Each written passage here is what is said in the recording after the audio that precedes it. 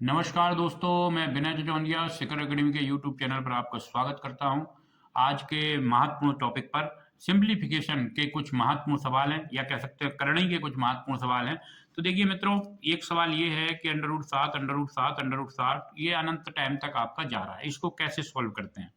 इसको सॉल्व करने का एक तरीका है कि इसको x के बराबर मान लेते हैं। एक तो तरीका ये है, x के बराबर जब इसको मानेंगे, मार कर दो भाई, इससे समझ में नहीं आ रहा है, बोलने दो। ठीक हो गया। x बराबर हमने इसको मान लिया, ये आ गया √7 √7 √7 √7 और ये अनंत टाइम तक जा रहा है। हमें रूट हटाने की ये समीकरण 1 मान लेते हैं। हमें रूट हटाने के लिए दोनों पक्षों का स्क्वायर किया तो ये आ गया √7 √7 √7 इक्वेशन 2। अब देखिए, अगर हम क्या करेंगे कि समीकरण 2 में 1 का भाग दे देंगे, का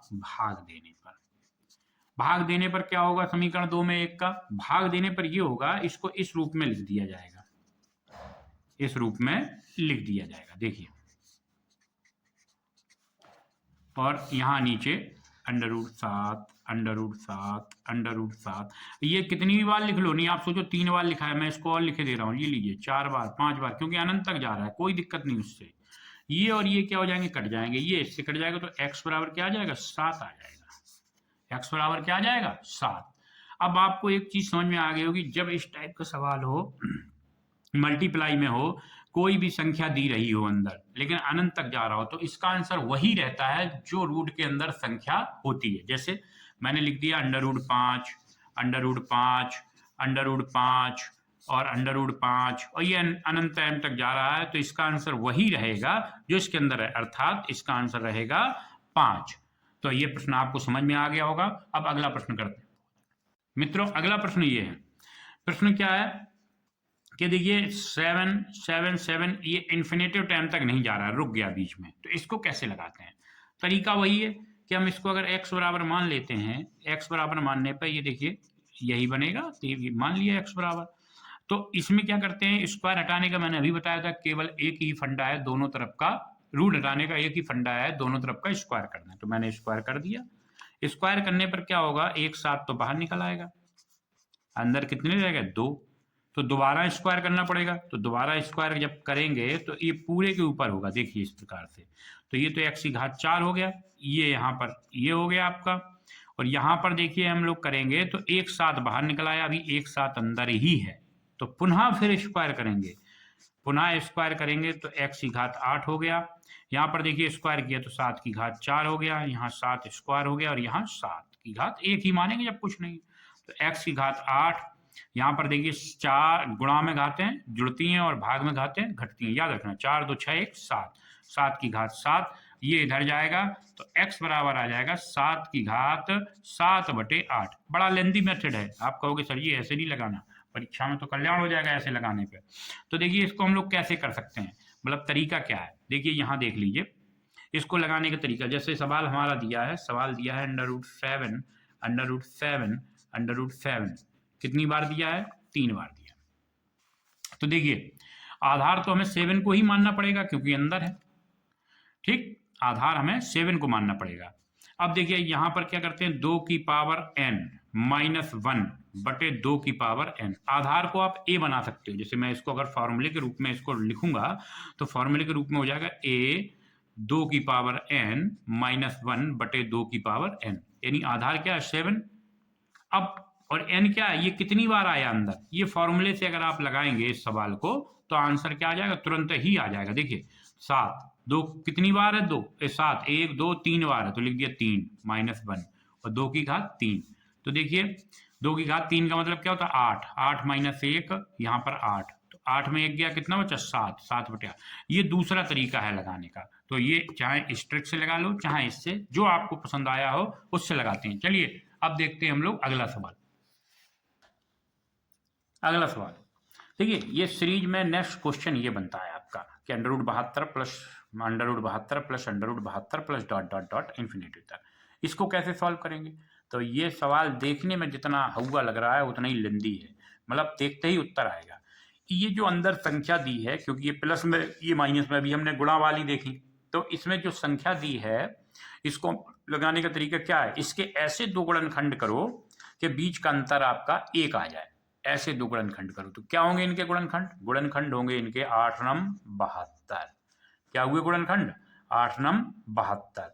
जब गुणनखंड हो गए, अब इसमें उत्तर क्या होगा? तो ध्यान रखना, जो बड़ी वाली संख्या होगी वो प्लस में होगी और छोटी वाली संख्या माइनस में। ये इसका आंसर होगा। ठीक, सिंपल सा सवाल, कोई दिक्कत, यानी इसको हल करने पर आंसर आएगा प्लस के 9 या माइनस के 8, ऑप्शन में कोई भी मिल सकता है। अगला सवाल चौथे नंबर का। चौथे नंबर का सवाल है 90 माइनस 90 अंडर रूट के अंदर माइनस अंडर रूट के अंदर 90 dot dot dot dot infinitive तक जा रहा है। इसको कैसे हल करेंगे? माइनस वाला है तो सिंपल दी बात, तरीका तो वही है लगाने का। तरीका क्या है? इसके दो ऐसे फैक्टर करो कि बीच का अंतर कितना आ जाए? 1 आ जाए। तो हमने कहा 10 नम्मा 90, बीच का अंतर देखिए 1 है। जब बीच का अंतर 1 है तो उल्टा सिस्टम जस्ट इसका होगा, जो छोटी वाली संख्या होगी, जो बड़ी वाली छोटी संख्या होगी वो होगी प्लस में और जो बड़ी संख्या होगी वो होगी माइनस में। अर्थात इसका आंसर जो होगा वो होगा प्लस के 9 माइनस के 10। उसमें क्या था कि जो बड़ी संख्या थी वो प्लस में थी और छोटी संख्या माइनस में, दोनों में थोड़ा सा डिफरेंस है, देखना। देखिए नेक्स्ट सवाल है, बहुत ही महत्वपूर्ण सवाल है, अगर इसको देख लेंगे तो आपका उत्तर आ जाएगा। सवाल क्या है? यदि under root 11 minus under root 3 upon under root 11 plus under root 3 बराबर a minus B under root 33 हो तो 2a प्लस 3b का मान क्या होगा? लगाने को तो इस सवाल को हम लोग लगा सकते हैं हर का प्रमेयकरण करके। क्या करके? हर का प्रमेयकरण। तो पहले उसी से लगा लेते हैं, क्योंकि भाई हम डायरेक्ट बता दें तो आपको ये लगे कि भाई ऐसे ही डायरेक्ट बता के निकल लिए हैं, तो पहले लेंदी मेथड देख लेते हैं। इसको हमने कर लिया। अब इसका हर का प्रमेयकरण करने का मतलब बीच का चिन्ह बदल जाता है, बीच का चिन्ह बदल जाता है और ऊपर नीचे उसी का मल्टीप्लाई हो जाता है, ये कहलाता है हर का प्रमेयकरण। कर दिया हमने। अब देखिए ये दोनों, अब देखिए इस पन्ने पे आ जाते हैं। ये दोनों ध्यान दिखाइए जरा, ये दोनों क्या थे? समान है। ये दोनों क्या है? समान है। इसलिए ये देखिए एक सूत्र होता है हमारा ए स्क्वायर माइनस बी, सॉरी, एक सूत्र होता है ए माइनस बी का होल स्क्वायर। ये सूत्र बन गया आपका। नीचे देखिए क्या बन रहा है? नीचे सूत्र बन रहा है, एक कोष्टक में ए प्लस बी है, एक कोष्टक में ए माइनस बी। तो नीचे सूत्र बन रहा है, नीचे बन रहा है ए स्क्वायर माइनस बी स्क्वायर बना। तो ऊपर वाले सूत्र को जब तोड़ेंगे तो देखिए ए का स्क्वायर, भाई हमारा जो सूत्र होता है A plus B A minus B का होल स्क्वायर, सूत्र क्या होता है? ए माइनस बी का whole square, A square plus B square minus 2ab होता है। ठीक, तो जब ऊपर वाला तोड़ेंगे तो देखिए पहले का स्क्वायर 11 का अंडर रूट 11 का स्क्वायर, फिर प्लस दूसरा का यानी अंडर रूट 3 का स्क्वायर, माइनस दोनों का गुणा अंडर रूट 11 गुणे अंडर रूट 3 बटे, नीचे आ जाओ 11 माइनस 3, ऊपर क्या आ गया? 11 plus 3 minus 2 under root 33 upon 11 में 3 गए 8। ठीक, तो क्या बचा यहाँ पर? यहाँ पर 11 और 3 14 माइनस 2 रूट 33 बटे 8। अब इसको हम इस रूप में भी लिख सकते हैं 14। देखिए दोनों में कॉमन क्या निकल रहा है? दोनों में कॉमन निकल रहा है 2, तो यहाँ हो गया 7 माइनस अंडर रूट 33, नीचे क्या आ गया? 8, मैंने इसको काट दिया 4। तो क्या बचा आपके पास? अगर इसको अलग अलग लिखेंगे 7 बटे 4, 7 बटे 4 माइनस 7 बटे 4 1 बटे 4 अंडर रूट 33, ये लिखेंगे। देखिए यहाँ 1 था तो 1 बटे 4 अंडर रूट 33, मतलब ये काटने पीटने के बाद ये बचा। अब इसको जब हम हल करेंगे या इसका जो आंसर निकालेंगे तो देखिए इसकी तुलना करनी पड़ेगी हमें। जो 7 बटे 4 माइनस 1 बटे 4 आया और अंडर रूट 33, इसकी तुलना किससे करनी पड़ेगी? ए माइनस बी अंडर रूट 33 से। तो देखिए ए बराबर तो 7 बटे 4 आ गया और बी बराबर आ गया 1 बटे 4। अब आप कहोगे इतना लेंदी मेथड ए और बी के मान निकालने के लिए, तो परीक्षा में तो कल्याण हो गया, तो हमें इतना बड़ा नहीं करना है। देखिए क्या करेंगे, करने के लिए सीधा फंडा है कि हमें पहले x का मान निकालना है या a का मान, जो भी कह लो। तो पहले क्या करेंगे? a plus B upon A minus B, और y के मान के लिए a2 upon A minus B. ये लो, हो गया सवाल है। अब देखिए यहाँ पर क्या था a, क्या था b, यहाँ देखो आप, अच्छा उल्टा हो गया, ठीक है कोई दिक्कत नहीं। क्या था यहाँ? 11 और 3 है, बस इसी पे लग जाएगा। देखिए 11 प्लस 3 अपॉन 11 माइनस 3, यहाँ पर देखिए इसको ए मान लो, इसको बी मान लो, क्योंकि यही निकालना है, कोई दिक्कत नहीं उससे, है। ए बराबर और बी बराबर क्या हो जाएगा, 2/11 माइनस 3। तो देखिए यहाँ बराबर क्या हो जाएगा, 14/11 में 4 गए कितने बचे, 11 में 3 गए कितने बचे, 8 बचे। तो यहाँ पर b बराबर कितना हो जाएगा, 2/8। तो देखिए यहाँ जब हम काटेंगे, यहाँ जब काटेंगे तो 7/4, यहाँ काटेंगे तो 1/4 लो।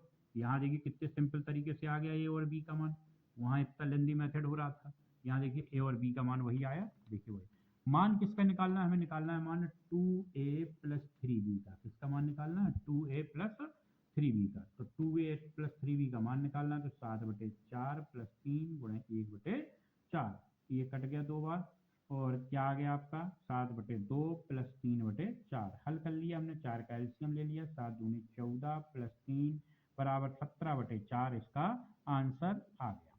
सिंपल सा मेथड था, और अगर आपको समझ में आया दोस्तों तो अपने दोस्तों के साथ इसको शेयर करो, लाइक करो।